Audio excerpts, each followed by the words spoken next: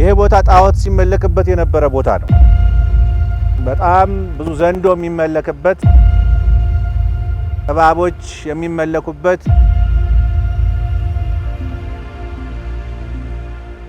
አሁን ተቀድሶ ጸበል ሆኖ ብዙዎች አይናቸው የበራበት እግዚአብሔር አሁን ላለሁበት ህይወት ትልቅ መሰረት የሆነኝ ቤተክርስቲያኑ ሊቀ መላኩ ቅዱስ ገብርኤል ከሳት አውጥቶ ህይወት የሰጠኝ ቤተክርስቲያን ነው።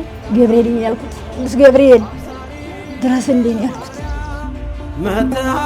መታረጋጋን ሰላም ያደረገችልን በቃ ታቅም ተነግሮ ስለ በቃ ተነግሮ ማያልቅ የቅድስት አርሴማ ለኔም ለልጆቿም በዙሪያ ያሉትን እንደታርጋ ከህክምና ግሉኮስ ተተክሎስ ተግሉኮሳቸው እስከ ኦክሲጅናቸው ይመጣሉ፣ ዲኖ ይሄዳሉ። እኔንም አዳነችኝ፣ እግዚአብሔር ይመስገን። ስራ ሰጠችኝ። እግሬ መቆም መውረድ ሲያቅተኝ ጽዬ አርሴማ ጠበል መጣሁ። ልናገር ስናሽላውራ ቦታው የተባረከ የተቀደሰ ከሁሉም ቦታ ያለበት ቦታ እንደዚህ ቦታ አላገኘውም። እስከዛሬ ሳገለግልበት እንደኖርኩት አይኔ በርቶ ደግሞ አሁን እግዚአብሔር መልአኩ ገብርኤል ለማየት ናፍቆኛለሁ። አይኔ ብርሃን የክርስቶስ ሰላም ለሀገራችን፣ ቸርነቱ ለሕዝባችን ይሁን። እንደምሰንብታችኋል። ይህ ደረጀ ዘወይንዬ ሚዲያ ነው። በሚዲያችን ሀገራዊ፣ ታሪካዊ፣ ሃይማኖታዊ፣ ባህላዊ፣ ወቅታዊ ጉዳዮችና ሌሎችም ይቀርባሉ። አብራችሁን በመሆናችሁ ታተርፋላችሁ። ለሌሎች በማካፈል ቤተሰባዊነትን ያጠናክሩ። መልካም ቆይታ ይሁንላችሁ። በአሁኑ ሰዓት የምንገኝበት ቦታ በለቡ ምስራቀ ፀሐይ ቅዱስ ገብርኤል ግቢ ውስጥ ነው የምንገኘው። ይሄ ግቢ በአጠቃላይ ይሄ ቤተክርስቲያን የተመሰረተበት በ1986 ዓመተ ምህረት ነው። በወቅቱ እዚህ አካባቢ ላይ ብዙ ህዝብ ያልነበረበት ወጣ ያለ ከከተማው በተለይ ቦታ ደግሞ ረግረግ ውሃው የማያስገባበት ጭቃው የማያስገባበት ነበረ። ካህናቱ በብዙ ውጣ ውረድ ነው ይህንን ቦታ የመሰረቱት።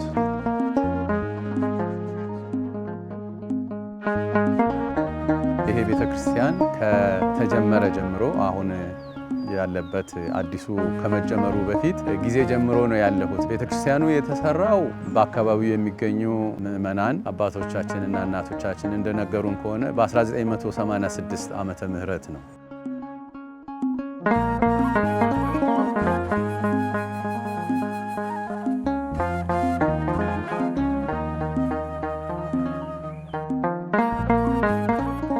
በ1999 ነው እዚህ የመጣሁት። ገዳም ነበርኩ።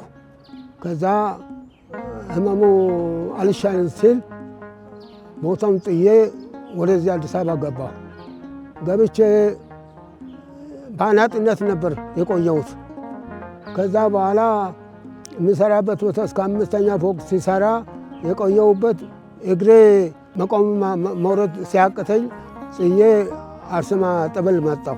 ቦታው ላይ ምንም እስከዚህ ድረስ በእንትኑ የታጠረም አልነበረም። በእሾህና በምናምን ነበር የታጠረ አጥሩ። የመጀመሪያውን አጥር በእሾህ የነበረውን አንስቼ አባቶች አሉ እነሱ ዕቃ ሲያቀርቡልኝ በዛ ቦታ ላይ የመጀመሪያ አጥር ያጠርኩት እኔ ነኝ።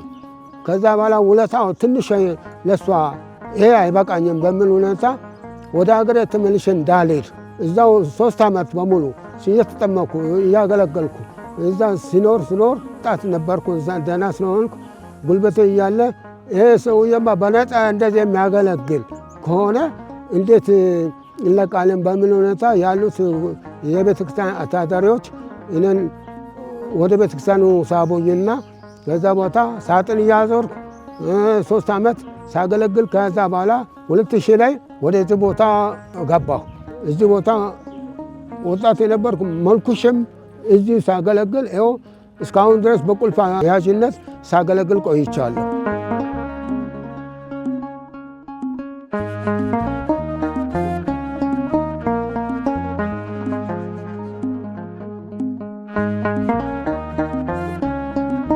የቤተ ክርስቲያን እንግዲህ ካሉት አገልግሎቶች የመጀመሪያውና ግንባር ቀደሙ ወይም ካሉት ዋና አገልግሎቶች አንዱ ስብከተ ወንጌል ነው። ስብከተ ወንጌሉን በዚህ በሁለቱም አድባራት በሳምንቱ ባሉት ሁሉም ቀናት የሰርክ ጉባኤ ጸሎት ይደረጋል። በዘጠኙም አበይት በዓላት ያው ማህሌት ይቆማል፣ ቅዳሴ ይቀደሳል። እንዲሁም በዘጠኙ ንዑሳን በዓላትም እነዚሁ ማህሌት ይቆማል፣ ቅዳሴ ይቀደሳል።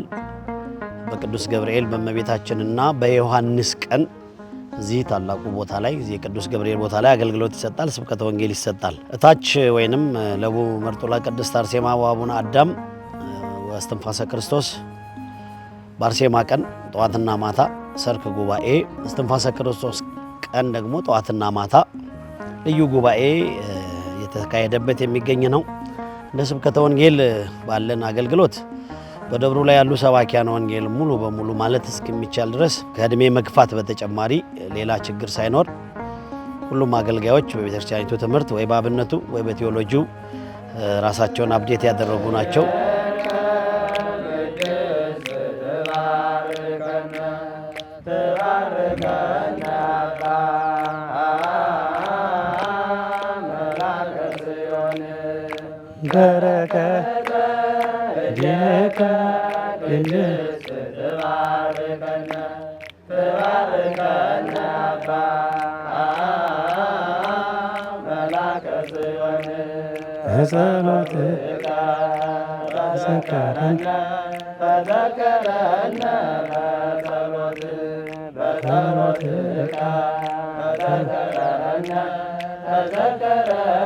እስካሁን ድረስ መቼም ጥሩ ሰዓታትም ማህሌትም በአንድነት ስለሆነ አገልግሎቱ እስካሁን ጥሩ አገልግሎት ነው የሚገለገለው። ስራውም በትብብር ነው የሚሰራው እና የአንድነት ስለሆነ ልጅነት እስካሁን ድረስ አንድነት ያለው እና ተአምራቱ ይሰራል።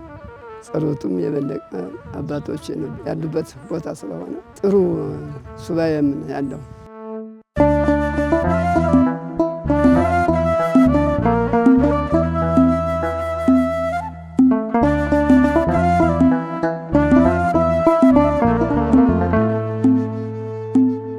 ይሄ ቦታ ጣዖት ሲመለክበት የነበረ ቦታ ነው።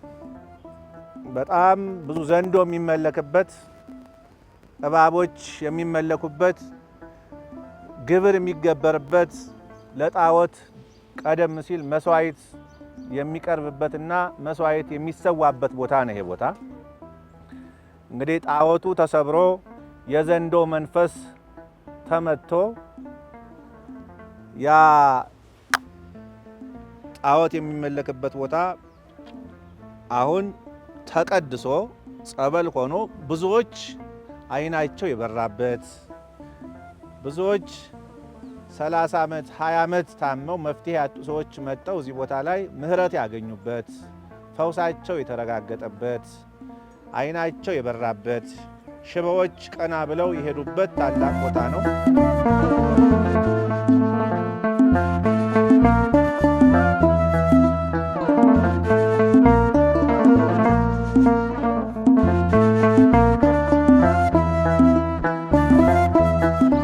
ገብርኤል እንዲሁም በሰማዕቷ በቅድስት አርሴማ የተደረገልኝ ተአምር በጣም ብዙ ነው። ያሳደገኝ ቤተ ክርስቲያን ነው።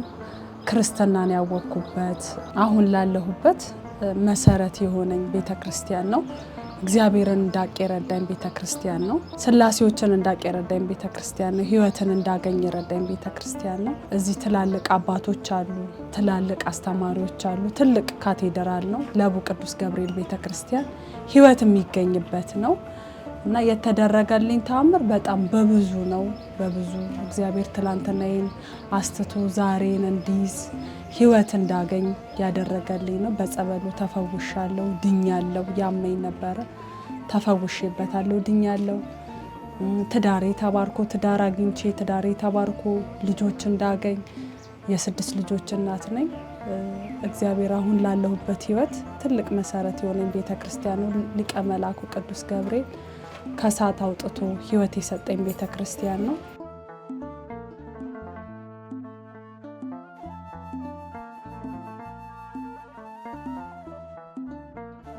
የአርሴማ ገዳም ይታወቃል። ብዙ ገቢረ ተአምራት የሚደረግባት የእግዚአብሔር እጅ እስካሁን እንዳለ የሚታመንበት እግዚአብሔር ቸርነቱን ያላቋረጠበት ፈዋሽ አዳኝ ጸበል ነው ያለው። ያው ትልቁ የምትታወቀው በዓለም ላይም የቅድስት አርሴማ አማላጅነት የእግዚአብሔር ቸርነት ያለማቋረጥ እኛ እንኳን አውደ ምሕረት ላይ ቆመን ሰምተን የማናቃቸው ደዌዎች፣ ሰምተን የማናቃቸው በሽታዎች፣ ሰምተን የማናቃቸው የአጋንንት ፈተናዎች እዚህ አሽክላው የሚፈታበት አጋንንት በእግዚአብሔር ቸርነት በአርሴማ በቅድስት አርሴማ ጸሎት የሚማረክበት ታላቅ ገዳም ነው።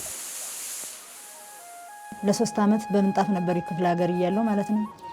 ያልሄድኩበት ሕክምና የለም። ስታከም ሐኪሞቹ ለምንም የለብሽም ነው የሚሉኝ። እኔ ግን በጣም ነው የምታመመው፣ መሄድ አልችልም። ራሴን ማሰብ እስከ አቅተኝ ድረስ በቃ በጣም ነው የሚያመኝ።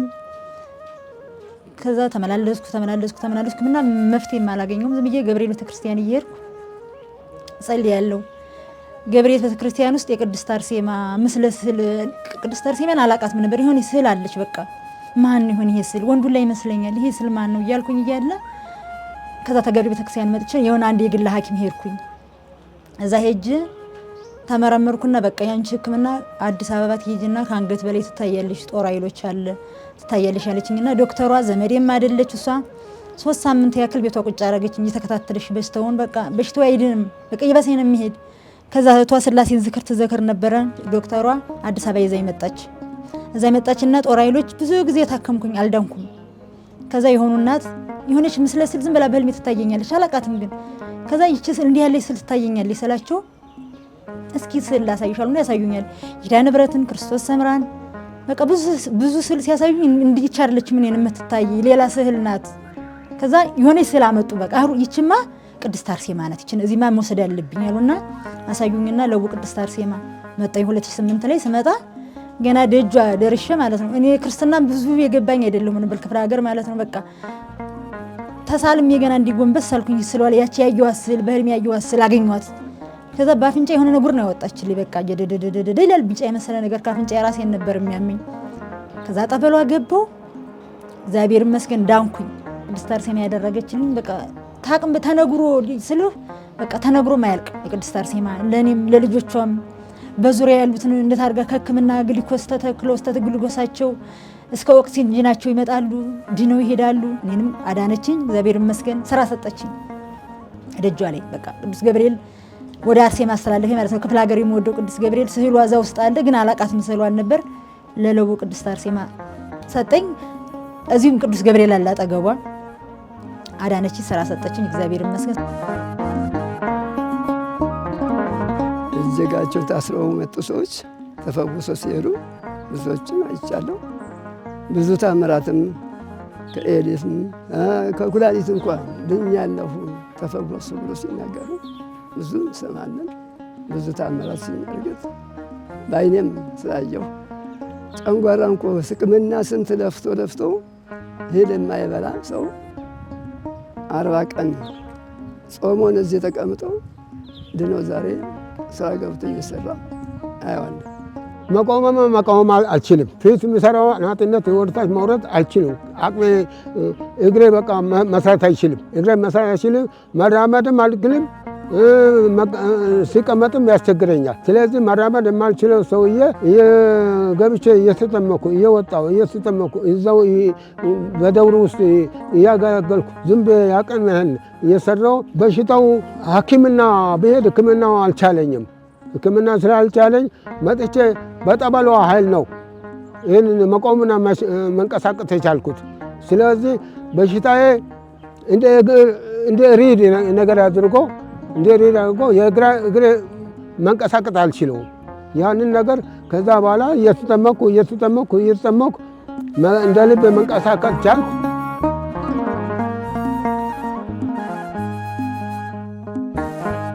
ይሄ አካባቢ እየሰፋ ብዙ ሰዎች ከከተማው ወደዚህ እየፈለሱ ሲመጡ ይሄ መሀል ከተማ ሆነ። ሊገኝ አጠቃላይ ቦታው ስላልበቃ ትልቅ ቤተክርስቲያን መስራት አስፈላጊ ሆኖ በመገኘቱ በ2004 ዓመተ ምህረት በብፁዕ ቅዱስ ፓትርያርክ በብፁዕ አቡነ ጳውሎስ ርዕሰ ሊቃነ ጳጳሳት ዘኢትዮጵያ ሊቀ ጳጳስ ዘአክሱም ወዕጨጌ ዘመንበረ ተክለ ሃይማኖት የዓለም አብያተ ክርስቲያናት ፕሬዝዳንት መሰረት ድንጋይ ተቀምጦ 2006 ላይ ሙሉ በሙሉ ስራው ጀመረ። አሁን ከተጀመረ 12 ዓመት ከ6 ወር አካባቢ ይሆነዋል። የቤተ ክርስቲያን እንደምታዩት በከፍተኛ ጥራት በጥንቃቄ እየተሰራ ያለ ቤተ መቅደስ ነው። ያረፈበት ቦታ 3310 ነው። የላይኛው ፎቁ ደግሞ 1600 ነው። አጠቃላይ ሲደመር ወደ 4450 አካባቢ ካሬ ይሆናል። የሚይዘው ሰው ብዛት ከ8000 እስከ 10000 ይሆናል ብለን እናስባለን። ከባለሙያዎችና መሐንዲሶች እንደነገሩን በወቅቱና በሰዓቱ የገንዘብ እጦት ነበርና ለዛም ነው ከ2 ዓመት በኋላ መሰረት ድንጋይ ተጥሎ ከ2 ዓመት በኋላ የተጀመረውን በዚህ ምክንያት ነው። በጥቂት ገንዘብ በማሰባሰብ ህዝበ ምእመናን የጀመረው በ2006 ስለሆነ እስከ ዛሬ ድረስም እየተጎተተ የመጣው በብር ችግር ነው። ነገር ግን ሰው ጠንካራ በመሆኑ ምክንያት ይህ ካቴድራል ዛሬ እዚህ የደረሰበት ምስረታ ድረስ መድረሱ እጅግ በጣም የሚያኮራ ነው።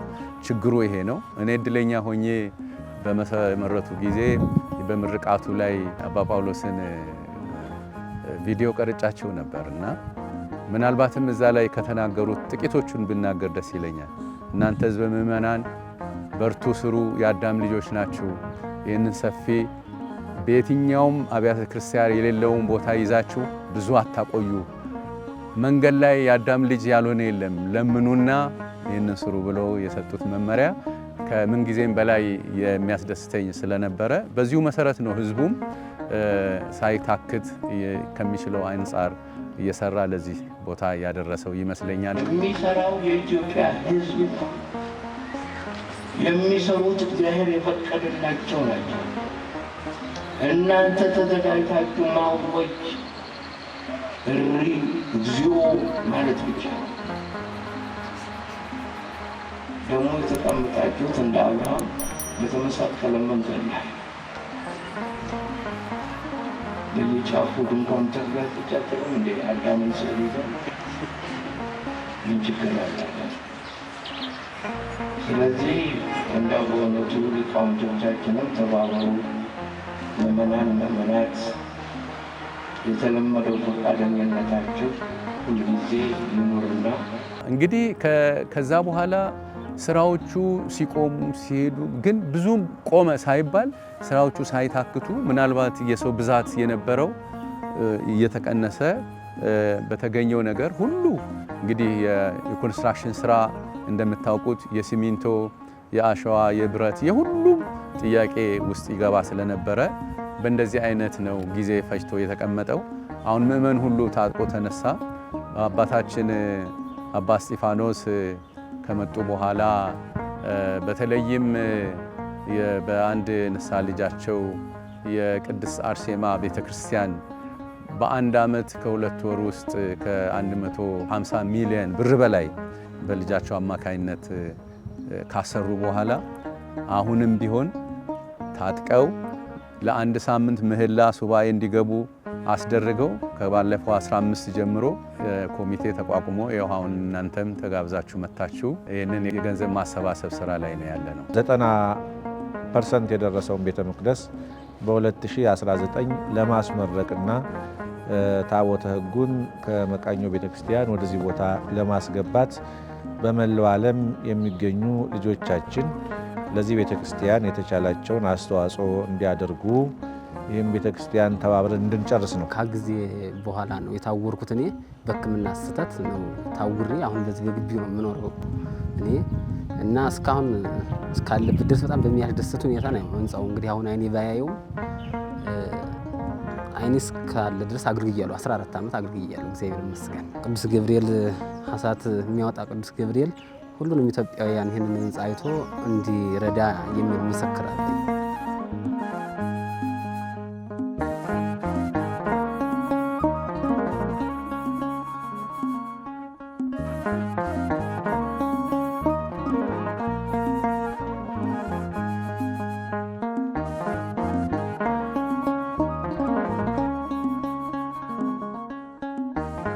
ሁሌ ስመጣ ስለ ህንጻው ነው። እኔ ቅዱስ ገብርኤል መቼ ይሆን የአንተ ቤተ ክርስቲያን አንተ የልጆችን ቤት እየሰራህ ተገትሮ ይቀራል። ስንት ዓመቱ ነው? እኔ እኮ ሳውቀው እንግዲህ ከ10 ዓመት በላይ ምናምን ነው። ምን ነው ቅዱስ ገብርኤል ያለው ሁሌ ምን ነው ቅዱስ ገብርኤል መቼ ይሆን ያንተ ቤት ልጆች ደርሰውልህ እምሰረው በልጆች ስለ አድረህ ቤቴን ስሩ የምትላቸው መቼ ይሆን እላለሁ። ሁሌ ጥያቄ ይሄ ነው ቅዱስ ገብርኤልና አሁንም በአገር ውስጥም በአገር ውጭም ያላችሁ የቅዱስ ገብርኤል ወዳጆች ይሄን የምታዩት ትልቅ ህንጻ አልቆ ተመርቆ እኛም ስጋና ደግሞ የምንቀበልበት ልጆቻችንም የሚቆርቡበት ያላገቡትም ደግሞ በቁርባን በተክሊል የሚያገቡበት እንዲሆን ቅዱስ ገብርኤል መልካም ፈቃዱ ሆኖ እናንተም ደግሞ ያላችሁን በቅዱስ ገብርኤል ስም የቤተ ክርስቲያን አልቆ እንድናስቀድስበት የአምላክ መልካም ፈቃዱ ሆኖ እባካችሁ ደጋግ የተዋህዶ ልጆች ባውጭም በአገር ውስጥም ያላችሁ የቅዱስ ገብርኤል ወዳጆች ይሄን ቤተ ክርስቲያን ተባብራችሁ እኛም ደግሞ ባለን በአቅማችን በጉልበታችን ገንዘብ መስጠት እንኳን ባንችል በጉልበታችን እናግዛለን። እናንተም እኔ ያገኘሁትን በረከት እንድታገኙ ይህን ትልቅ ካቴድራል ለቡ ቅዱስ ገብርኤል ቤተክርስቲያንን ሁላችንም በጋራ ተሰባስበን እንድናሰራ ሁላችንም እንድንባረክበት ለልጅ ልጆቻችን የሚተርፍ ነው። ትልቅ ቤተክርስቲያን ነው። እንድናገኝበት ሁላችሁም አሻራችሁን እንድትጥሉ በእግዚአብሔር ስም እለምናለሁ።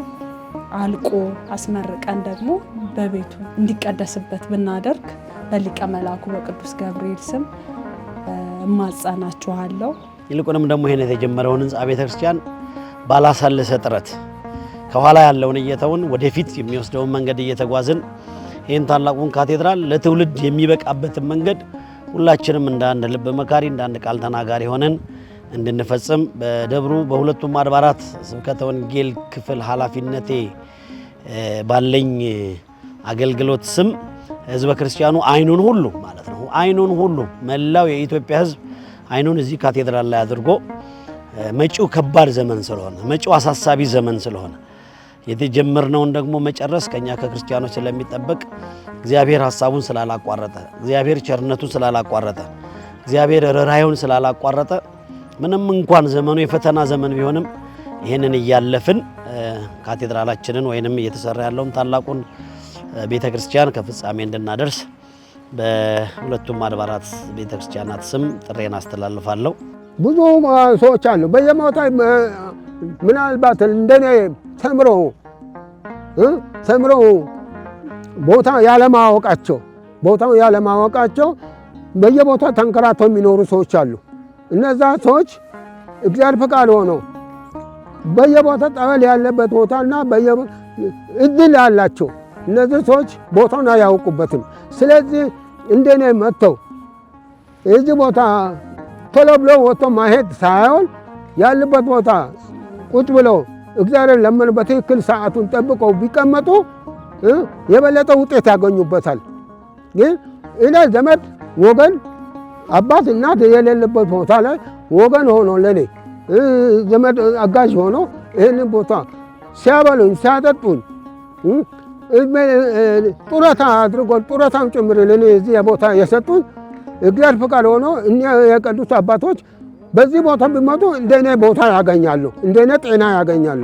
ሰርቶ የሚበሉበትን እግዚአብሔር ፈቃድ ይሆንላቸዋል እና እንደዚህ ቦታ መጥቶ እግዚአብሔርን ቢለምኑ ቦታው የተባረከ የተቀደሰ ከሁሉም ቦታ ያለበት ቦታ እንደዚህ ቦታ አላገኘውም።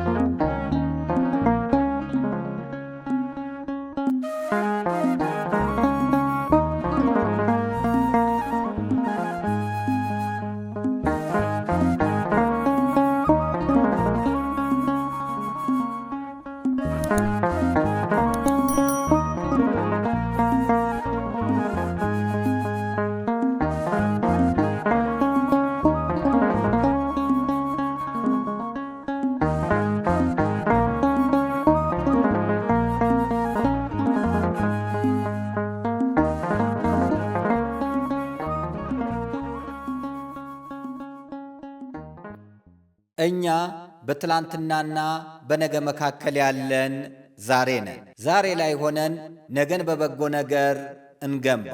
ነገ አዲስ ቀን ነው፣ ቀኑም ደግሞ ደስ ይላል። ደረጀ ዘወይንዬ ሚዲያ ኢትዮጵያዊ ማንነት